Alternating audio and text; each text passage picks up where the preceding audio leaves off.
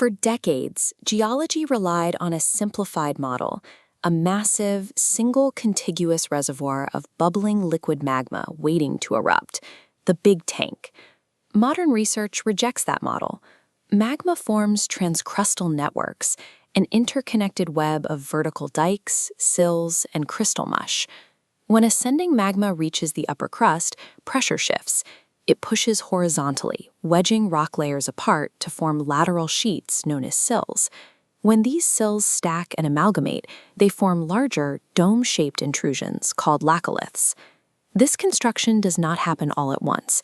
It is a process of pulsed assembly. These intrusive bodies are built incrementally by distinct, separate injections of magma that can arrive over tens of thousands to millions of years. This scatterplot shows the strict correlation between the volume of an igneous intrusion and the duration of its construction. While volcanic eruption might occur on a human timescale of hours or days, the subterranean Pluton feeding it is constructed across vast geological epochs. Decoding active volcanism requires looking past the momentary surface eruption. We have to map these slow, sequential, multi-pulse construction histories buried deep in the crust. Mapping these individual magma injections in the field presents a severe physical challenge, finding the boundaries where one pulse ends and another begins. Because successive pulses in a system often ascend from the exact same deep Earth mantle source, they arrive in the upper crust with identical bulk geochemistry. This identical chemical makeup produces solid rock with macroscopic textures that look exactly the same.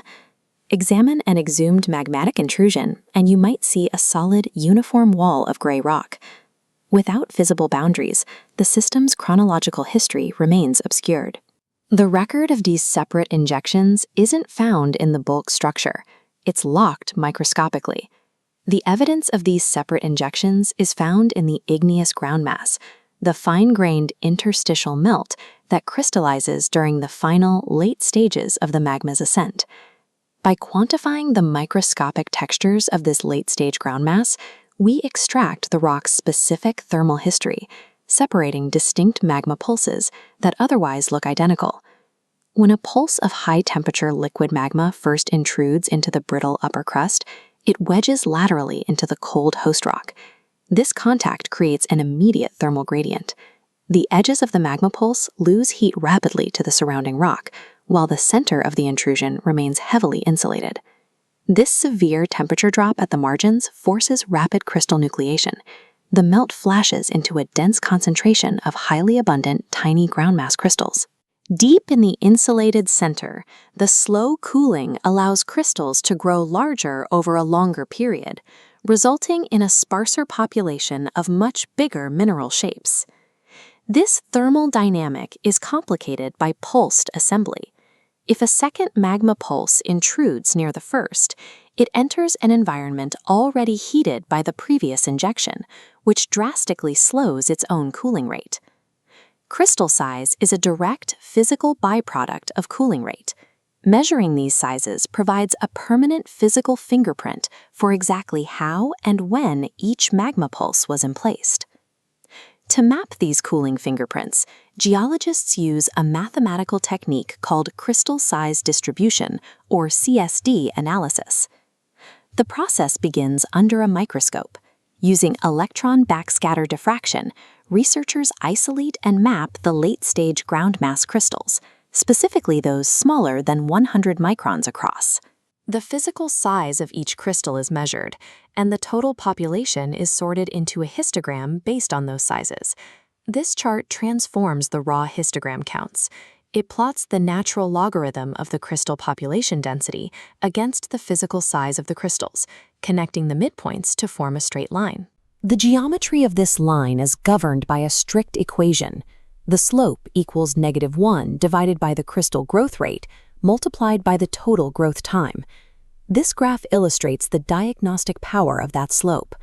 A steep angle indicates high nucleation density, meaning a very rapid cooling history, typical of a chilled margin or a thin, early magma pulse striking cold rock. Conversely, a shallow slope indicates textural coarsening. The magma cooled slowly over a long period. which happens when a thick pulse is heavily insulated by previous hot injections. The precise angle of the CSD slope mathematically translates the physical dimensions of microscopic rock into an exact thermodynamic timeline.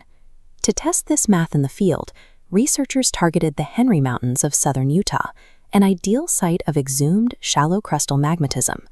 The specific location is the Copper Ridge laccolith, an asymmetric igneous lobe radiating eastward from the central Mount Ellen intrusive body. The surface exposure here provides a complete natural cross-section of the intrusion. It features an upper sheet of igneous rock roughly 100 meters thick, stacked atop a massive 300-meter lower sheet, with a thin band of sedimentary shale separating the two. To the naked eye, these sheets appear as two monolithic blocks of uniform porphyritic rock. The question is whether these were two singular magma injections or complex amalgams built from multiple cryptic pulses. The Copper Ridge laccolith provides the physical constraints needed to test if CSD analysis can expose a hidden construction history. When the crystal data is processed, the CSD plot for the 100-meter upper sheet reveals a single, clean line with a relatively shallow slope. Microscopic mapping confirms this sheet contains generally larger ground mass crystals and a highly uniform population density from top to bottom. The mathematical consistency of this shallow slope indicates that the entire upper sheet formed from a single magma pulse that cooled relatively slowly. The data for the 300-meter lower sheet looks completely different. The plot is highly complex, featuring multiple intersecting lines, varying steep slopes, and a much wider spread in population density. The ground mass here possesses far fewer large crystals, reflecting an erratic thermal environment with frequent rapid cooling. These variable steep slopes definitively reject a single monolithic injection. The cooling data is too fragmented for one continuous magma body. This contrast establishes the sequence of events. The upper sheet cooled slowly because it intruded after the lower sheet, benefiting from the residual thermal insulation of the preheated rock below it. Crystal size distribution data proves that these two visibly similar sheets have entirely distinct construction mechanisms and emplacement timelines. Driven by the CSD complexity, we can reconstruct the physical assembly of the system. The 300-meter lower sheet was built sequentially, primarily through at least 3 distinct 100-meter pulses stacking atop one another. Only after that base was established did the final upper sheet arrive, a single 100-meter pulse intruding into an environment already primed with deep crustal heat. The mathematical analysis of microscopic crystals solved the cryptic boundary problem. It revealed at least 4 separate magma injections, where the macroscopic geology recorded only 2. While the Copper Ridge laccolith solidified millions of years ago, the mechanics of its construction dictate the forces acting beneath active volcanoes today. Precise tracking of these discrete subvolcanic pulses is the only accurate way to model how deep crustal heat is transported and how volatile pressures build up over time. Understanding exactly how magma stalls, cools, and stacks in the shallow crust over millennia provides the critical thermodynamic data required to forecast when a transcrustal system will finally erupt at the surface.